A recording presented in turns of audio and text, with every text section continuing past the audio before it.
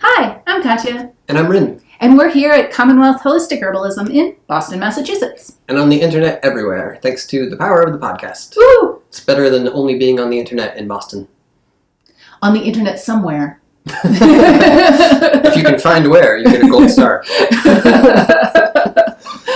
and some gold thread as well, yeah. Yeah. Oh, hey, make it herbal. That'd be pretty good. A gold star, but make it herbal. Mm. Yeah. Excellent. Hi, welcome to the podcast.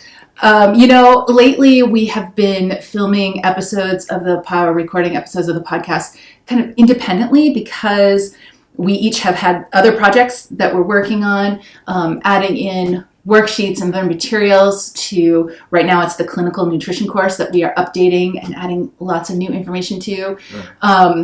And so we haven't done this together in a hot minute. Isn't it nice to be together? It's so nice to be together. It is nice. Aww.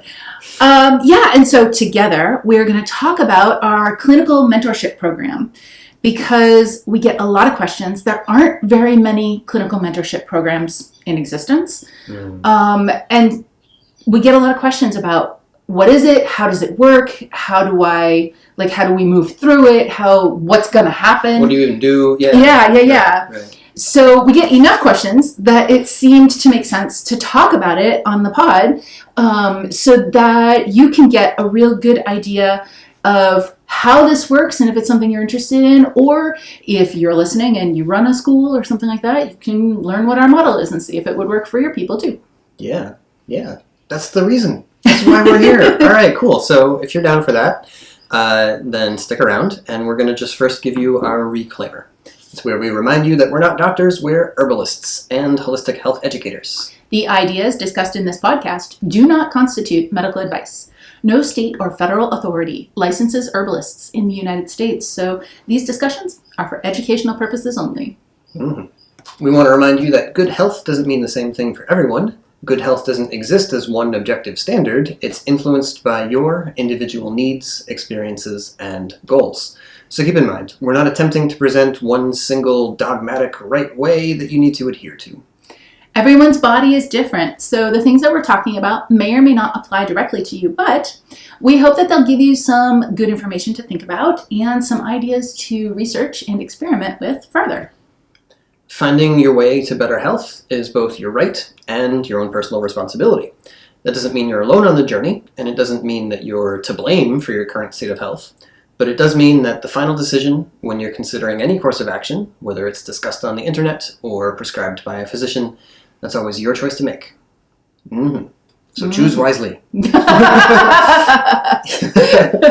right. So like you said, we're sharing this today because lots of people are seeking mentorship. They at some point in their journey, they understand that this is part of what's expected of somebody who's going to become a practicing herbalist. And it's just smart too. Yeah. Like if you're going to go out there and work with clients, or even if you're not going to do it as a job, as a career, but you're going to work with community members regularly in this kind of capacity, it is really hard to do that if you have had no mentorship at all and you haven't had any kind of guidance about how to structure that work and be successful in that work and help your clients be successful in that work. So it's really important that you're getting mentorship and guidance through the stages and developing your skills in practice. This is a little bit less about your herbal skills. By the time that you get to clinical mentorship, you have those. We may be finessing them, refining them, right. But this is about clinical skills. It's about working with people successfully. You can have the best ideas in the world, but how do we get that to the people? How do we help them succeed and feel motivated and encouraged to do it?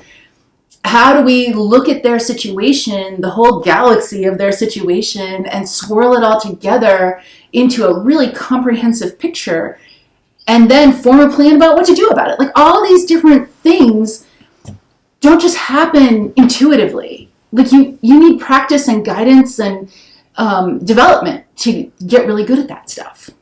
Right, yeah. So we wanted to share our model and recognize that there are lots of different ways to conduct a mentorship, relationship or program or whatever for people. And we've seen a whole bunch of them over the years. We've tried a bunch of different things ourselves to see what would work best. And also our context has changed over time.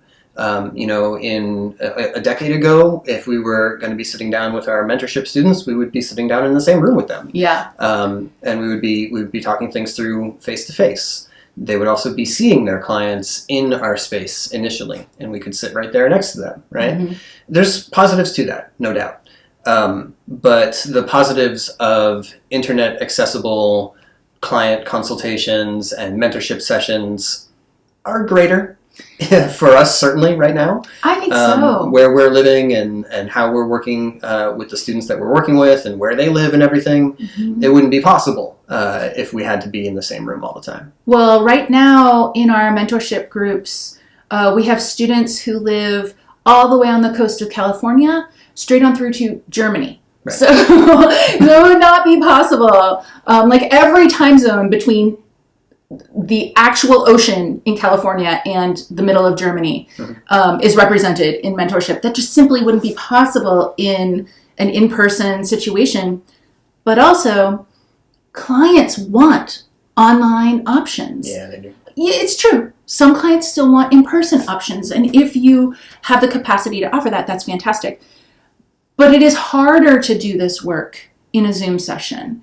And so I feel like learn the hard way. It's like, can you drive a standard or can you only drive an automatic? Learn the hard one first and then you can do anything. Yes. So if you learn how to do this online really effectively, really compassionately, really with all your energy out there, then you can help anyone. Many people in your own community will still prefer a Zoom option because they're immune compromised, because they're caring for an elderly parent and they can't get substitute care, or they have young children and they can't afford a babysitter and a consultation, whatever. Mm-hmm. There's all kinds of reasons. People have tight work schedules, but they could do it during their lunch hour. All kinds of reasons that it is just simply more convenient for people to be able to work with you online if you have that skill. Mm-hmm. And so I feel really excited that, we moved mentorship online because of COVID, but I'm really excited to continue it online that way because it is the harder skill to learn and it is so valuable for you as a clinician as well. Yeah. So that's part of the context in which this mentorship works. Another part is that there are prerequisites. Yes. Yes. We have requirements for people who want to join the mentorship. In terms of their training and experience with herbalism. Mm-hmm. It's not possible to jump right into mentorship. People ask us that all the time. Right. No, that's not possible. Yeah. We really need to have those skills already, all those herbal skills already developed, and the application of those skills developed before we start sitting with actual people. Right. Yeah. And we have very good reasons for this, right? Again, we've seen lots of different models and the way different schools try to run these sorts of programs, and I have seen some where it's like, I'm not interested in your experience. You're going to show up, and we're gonna do whatever's required. Mm-hmm. The trouble is that it often turns into Herbalism 101 because it becomes apparent that somebody has a huge gap in their training or their experience or their study, and now instead of talking about ways to shape a basic recommendation for a more complex case, or to get herbs into somebody via a feeding tube or something else like that. Really complicated issues. Yeah. Then you might find yourself talking about how to make an infused oil. And it's not really a good use of anybody's time, Mm-hmm. Yeah. So, so we feel pretty strongly that there needs to be some prerequisites for a program like this if it's going to be as beneficial as possible to the people who are participating. On the flip side, it takes a long time to become good at herbalism, and it takes a long time to be good as a clinician. So we've structured our program so that students can start mentorship at a point that makes sense, but they don't have to wait until every single thing is completed. So for us, that is the family and community program are finished. You've passed the exam at the end of the community program. And at that point, yes, there is still clinical coursework to do, but most students choose to do that clinical coursework in tandem with their clinical mentorship. At the end of the community program, you're ready to handle a lot of stuff. Yeah. And we make sure that in the beginning, you're getting the easier stuff that you are able to handle, that you're really confident in. Right. We're going to save the really challenging, complicated stuff until you're ready for it. We're not going to throw you into the deep end. But that also allows the overall timeline to shorten just a little bit, because it doesn't have to be all the way linear. There are some things that you can be doing concurrently, and it just means that you can be moving into practice in those areas that you feel safe and confident, as you are developing some of the areas where you feel it's a little more challenging. And we're right there with you. So we're also helping you gauge, where is your scope of practice? Where is it expanding? Where does it need shoring up? Where do you need support? Where are you ready to go? Yeah, absolutely. Okay, so what is actually involved in my mentorship? If I'm involved in it, what am I doing? Where do I have to be and when? Right. So the one-on-one or group interaction that we get with folks is every week. Mm-hmm. And at present, that's taking place on Wednesdays. Yeah, depending on when you're listening to this, it's possible that schedule could change. Right. But we have small groups, so they're 3 to 6 students and 2 faculty. And right now we have 2 of those groups, but at various times we'll have various amounts of those groups. Right. And so right now we have kind of an earlier group, so that accommodates the folks in Germany, right. And a later group, so accommodating the folks in California. We do try to make it ergonomic in the schedule. Yeah.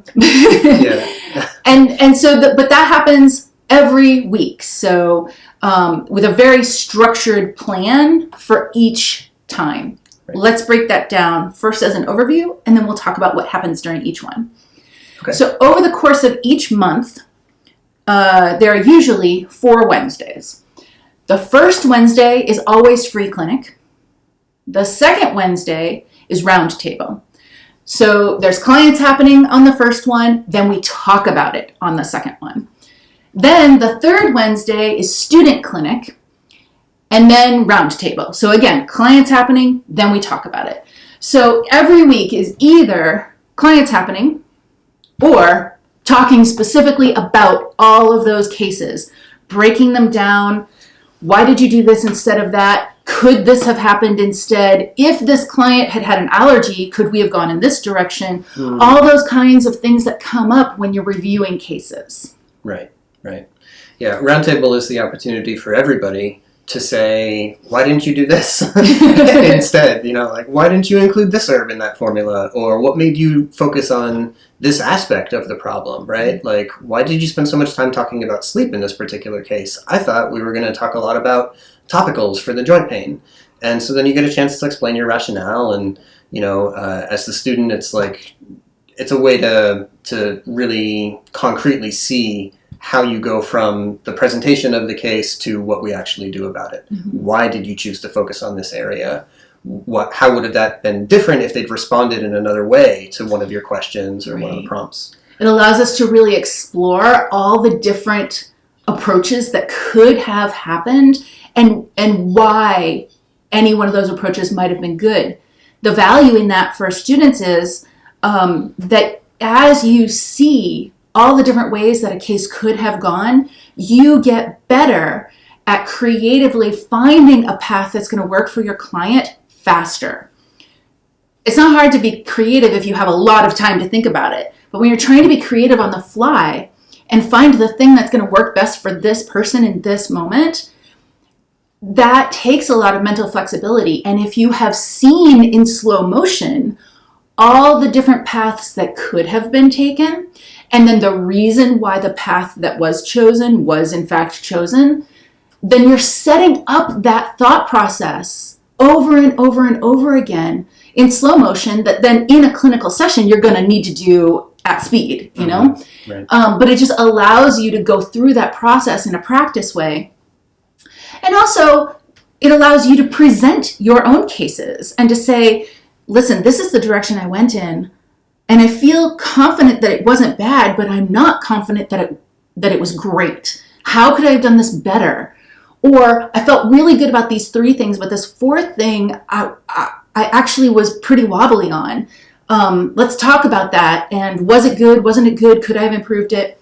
It really gives you the opportunity to find and poke at every one of your places where you don't have confidence, or you kind of almost have confidence, so that you can, in a safe environment, really get to that level of feeling like I absolutely know what I'm doing, I feel great about this, and I'm convinced that it's worth trying. Can never be convinced that it's going to work, because everybody is different, and until we try it, we're not 100% sure, but we can be convinced that it's worth the experiment. Yeah. Okay. So we've mentioned 2 clinics, right? We've mentioned free clinic and student clinic. So let's explain what those are a little bit more. Free clinic is an event that we run every month on the first Wednesday. And so students who are in the mentorship, they could be at various stages and in their participation in the free clinic. That could just be that they're there in the Zoom, muted, mic off, observing the session. So I'm running it, Katya, Kenton, any one of the faculty here is running a session with the person, and the student is there to observe, to take notes, to come up with questions, hopefully, you know, if they're really paying attention, and to have thoughts to share about that afterward, right? The free clinic sessions are short. And that's one of the big differences between that and a normal client consult or what happens in student clinic. The way we run our free clinic, we have the sessions be 30 minutes long. And so they're focused on one particular problem rather than all of the different issues the person is coping with right now. We try to get them to tell me which thing is most an issue for you. What would you most like to work on today, right? So we focus on that, and we focus on the herbs too, rather than, you know, we're going to do a big diet overhaul and you're going to change all your meditation habits and this and that. Oh yeah, and some herbs. The goal of this is to really focus on the plants, to come up with 1 or 2 herbal remedies that are targeted towards the problem, and get the person started. Yeah. Right? And we try to be clear about that both with the client and then also, again, with our mentorship student clinicians. I mean, the reality is that not everybody wants to sit for 90 minutes to talk about their health. Yeah. And sometimes they don't need to. Sometimes they have an issue and they're like, can we just make some progress on this issue? And 30 minutes is enough to do that. So for clients, that can be really beneficial. And then they can also say, oh, I see the value in this now. I would like to sit longer with someone, and we make that available. But on the student side, it gives you the opportunity to sort of hone in on some specific things without having to do the entire galaxy brain all at once. So you were mentioning that students observe in the beginning, like you don't have to take a client on your very first day. You're going to observe for a little while so that you see how it goes. You see the order everything flows in. You see the 4 of us with our different, we're all working from the same toolkit, but we have different styles about how we implement them. And so you see all 4 of us and how each one of us handles situations. And that helps you decide, well, how do I handle this situation? What does it look like when I am doing this? So you do that as long as it's comfortable for you. And when you are feeling confident, then you start working with clients in free clinic. When you do that, we are there with you. Right. And if there was an emergency, you could always say, you know, at this point, I think I want to hand this over to my faculty member. This is Katya, and she's going to take it from here. That hasn't actually ever happened. It's actually never happened. None of our students have ever found that necessary. Right. But it is always possible. Yeah. Yeah. And I mean, there have been difficult cases that come to free clinic. I mean, every month there are some, and some months it's like everybody in there has like really hard stuff. There's a lot going on in this one, you know. Yeah. But you know, because of the set of expectations that are put forward on the clinician side and that we're conveying to the client, our students have always felt pretty confident that they can at least, again, get the person started, recommend something that's likely to help them, and there's plenty of room for refinement and expansion later, but at least to give them something to make them feel a little bit better. Yeah. You know, it's a goal that you don't want to just leap over and be like, well, we can always do more than that. Come on, let's do the real stuff. Let's go. Right? There's lots of circumstances where this is going to be the best way to serve somebody or open the door for them. Right. Plus, it really forces you to scale back and find what is the most important thing right now. That might change 2 weeks from now or a month from now, but free clinic clients can get follow-ups, so that's okay. Not all the work has to happen immediately. And for beginner clinicians, often the inclination is, I'm just going to tell you every single thing that would help you all, like, as fast as I can, all in one session, and the client goes away, okay, with a whole lot of answers, but it's not implementable because it's so much that they're like, I'm not really sure where to start with all these things, or I cannot actually do them all concurrently because that would be too much. I need to build up to it. So working this way in free clinic really instills that discipline of, how do I find the most important thing right now? And then we will do the next thing, and then we will do the next thing, which makes it much more successful or likely to succeed for the client. So all the way around, there's like a lot of skill building happening here, but also very focused skill building so that it's a little less intimidating because you're not trying to do a full 90 minutes and change the diet and all these other things all at the same time. Right. Okay. So that's free clinic. And then student clinic is a little bit different. And this also is going to depend on how far along the student is, how confident they are, and how ready they are to leap forward, right? Initial work in student clinic is going to involve, again, observations. So now I'm conducting a longer session with a client. This is the full thing. You're going to sit in, you're going to observe and see how we go through our set of questions and figure out what's going on, come up with a plan, negotiate again, come to something that they actually feel confident about. So that's always valuable, of course. But the next step for us is going to be some role play. And that's where we get to either embody a previous client that we've had, or meld some of them together into a new archetype and be like, hello, today I'm Leonard, and you're going to have a session with me about my swollen prostate. And it's actually very fun to create these little characters and their backstory and their own personal obsessions or whatever. And we play around too with it's not only going to be about the difficulty of the health problem, it's going to be about the person. Mm-hmm. And so maybe this one is totally resistant to every diet suggestion you've got, but you're going to have to find that out one by one until you catch on, right? Or maybe it's that this person is so overwhelmed and their ADHD is uncontrolled to the point that they're really not able to follow more than a few sentences at a time. And so the way you're going to share and present information is going to really need to adapt to that. Yeah, we'll build clients who are also tailored to your strengths and weaknesses. Yeah.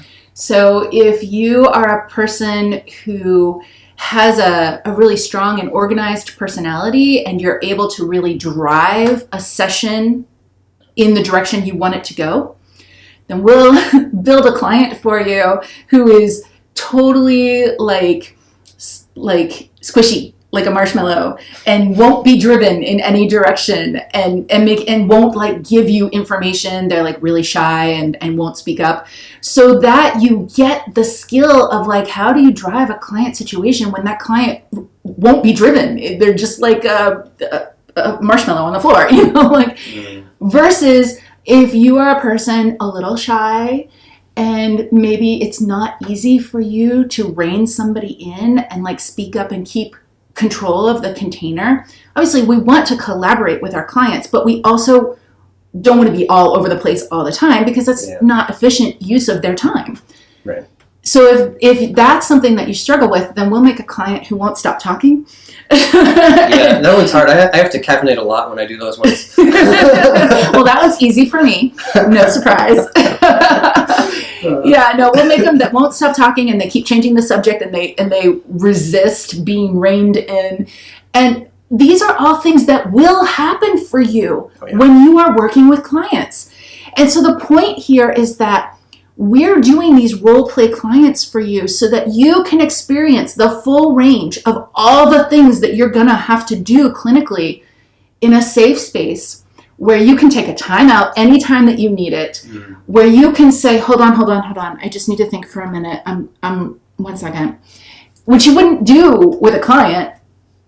But this allows you to be working with real clients, doing your follow-ups, doing all that stuff. But the real client is us. Right. So you're slowly developing more and more skills. You start off with easy ones. They get progressively harder. And you're doing all of that in a safe place where if you make a mistake, you're not going to hurt anybody. Right. Yeah. And we also structure it with each student where the first times they do that, it might not be the full session. It may just be the pre-session work of intake analysis, right? So they've emailed over the intake form or submitted that through whatever it got to you, right? It's the day before your consult, and so you're looking through it and you're looking for patterns and trying to identify like key points of intervention. Maybe some herbs are coming to mind as you read through, but you're starting to sketch out some ideas, some things to ask about, especially like a whole set of questions for the client for further clarification and detail, some potential directions you could go in. But that work is really important. We make sure that we give you a lot of practice with people who are taking a lot of pharmaceuticals, right? Because herb-drug interactions are real and they're an important part of your practice. And so, again, we are going to go through these skills over and over again so that if you make a mistake, you're doing it in a simulated environment and you haven't actually hurt anyone. Right. And it allows you to get real experience safely until you know that you feel confident. We might feel confident in you before you feel confident in you. Actually, that often happens. Usually happens. Yeah. And then ultimately, once you feel really great and you've done however many of these role-playing sessions is the right number for you, then you will start seeing real strangers who are like real people in the world who book through our student clinic. And then you will, like that will be your client. And you will manage all their follow-ups. You will do all the aspects of working with that client. And they will pay you. It's only $50. Our student clinic is a low-cost clinic, so those sessions are $50. But hey, it's your $50 because you're the one doing the work. And that is, okay, you're doing the work, you deserve it. But it's also part of the skill building.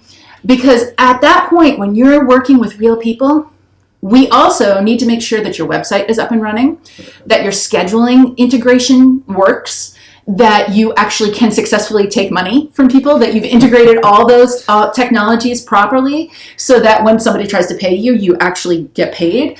And so we make sure that you have successfully done all that stuff. I check all of it before you go live. So we go through your website, make sure that all that is good.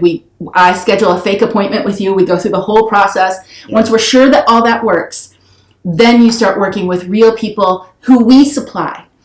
And I feel like that part is also really important because as you're building your practice, you haven't marketed a practice before. Okay, well, once we had a psychotherapist and she was like, actually, I know exactly how to get my own clients. Thanks. But most people don't know how to find their own clients because they just haven't ever done it before.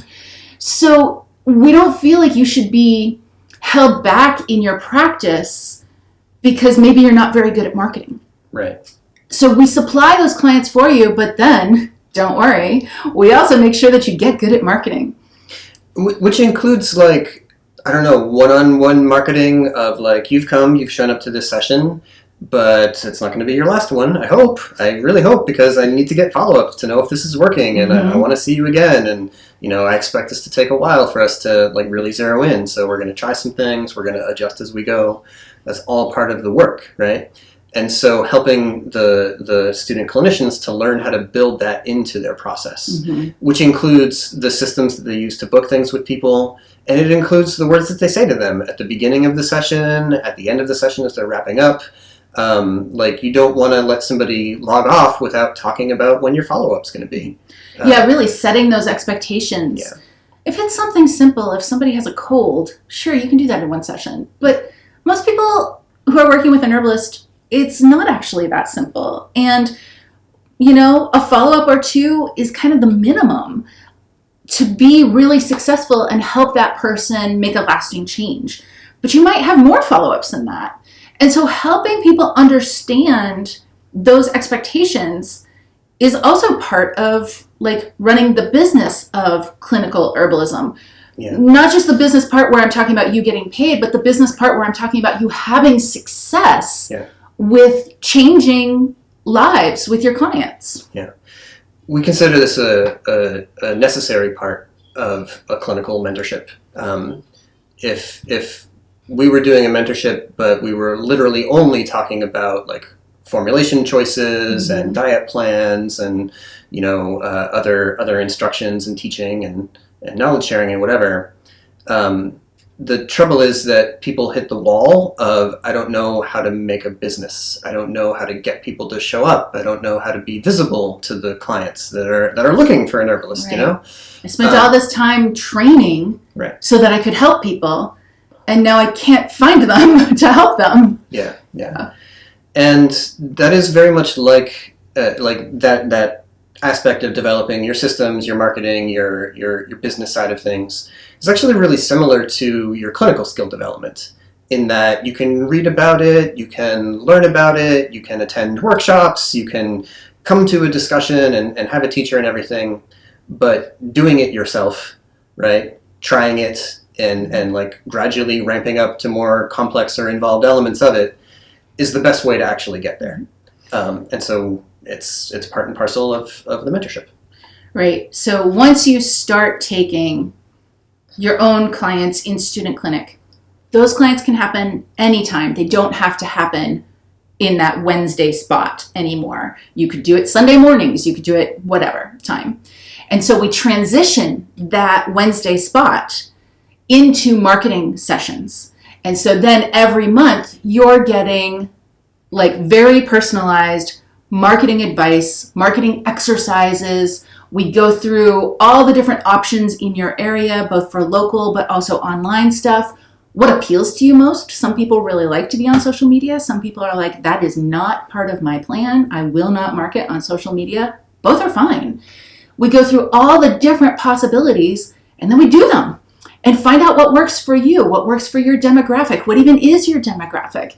And going through all that stuff while you are also still practicing, because clients are coming into you through the student clinic, builds a lot of confidence and gives you the freedom to find what really works for you without the pressure of, I just have to get a client today. Yeah. It's building in the pathway for you to move into independent practice. Yes. Right?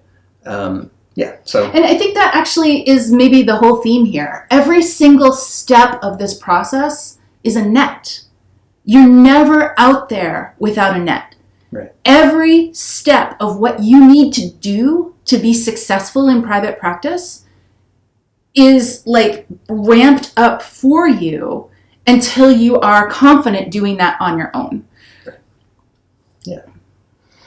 Yeah, so we think it works pretty well. I wish this had been available when I was starting. Yeah. I had it easy because I just had you in the house to talk to about any of my clients that I need help with. But one other note, right? This does also include asynchronous support as well, right? Just like every other course that we offer, every other program that we teach. So there are these Wednesday meetings, and we chat and we have a great time. But these students also have access to us through the discussion threads in their clinical herbalist program courses. They have access to our student community in general and a specific area within the community just for clinical mentorship students to talk about more complex, more involved stuff, things on the business side, and all of that fits there as well. And yeah, other ways for them to reach us directly so that they're not kind of like, I'm all alone until next Wednesday. Yeah, no. We don't want that to happen either. No, a lot of times, especially when someone is new in taking real life clients, like no longer role play clients, but actual real people. We're real people too, but you know what I mean. Then they'll get the intake form and say, I'm not 100% certain about this. Can we have a meeting real quick? And then we just schedule a one-off meeting with them so that it'll happen before the actual session that they're going to do to go through their plan. And I tell you, I do these a lot, and every single time their plan actually was great, but they just didn't feel super confident about it. They looked at the thing and felt maybe a little bit intimidated. And then we go through it together and they're like, oh, actually, you're right. This is really good. I had a plan. This is great. Yeah. And so, yeah, always during the transition, people do that a bunch of times, and then sort of it just doesn't happen anymore because suddenly they realize that their confidence is real, and that we don't always know all the answers, and that's actually great. That's fine. We don't have to pretend like we do, but they're confident in how they want to get started in the approach, and they're confident in their ability to make changes on the fly or kind of predict where things might go. And they're confident in their ability to say, okay, that's the part I'm not actually certain about. So we're going to work on these issues that are important to you right now. I'm going to get in touch with my mentor. We're going to talk about this together on Wednesday, and then I'm going to be able to get back to you on this particular part of the problem.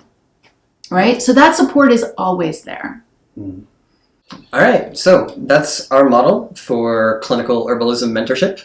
We hope you find that enlightening. If this is something you're interested in pursuing, then there is more detail to be found on our website for it, and we'll put a link right there in the show notes. You can check that out. And if there are any lingering questions, then you can absolutely reach out to us by email, and we will answer every single one of them for you. You can find us at info@commonwealthherbs.com. And again, you can find all of our courses at online.commonwealthherbs.com. And if you are a school person, like if you are a person with a school and you're interested in this particular model, well, heck, you can email us too. That's totally fine. We've been doing this for quite a long time now, first in person and then since COVID online, and making refinements along the way. But we've really got it kind of dialed in at this point, and it's working really, really well. I would love to see more programs that are like this because there just aren't enough options for people to get clinical training. There's a lot of places to learn about herbs, but there's not that many options to learn about how to turn that into a career where you're really helping people make change in their lives. So, yeah. Yeah. All right. Well, that's it for this episode. We'll be back soon with some more Holistic Herbalism podcast for you. Until then, take care of yourselves, take care of each other, drink some tea, and sit around a table with some friends, even if it's virtual. We think it's good. We think it's good. Bye-bye, everybody.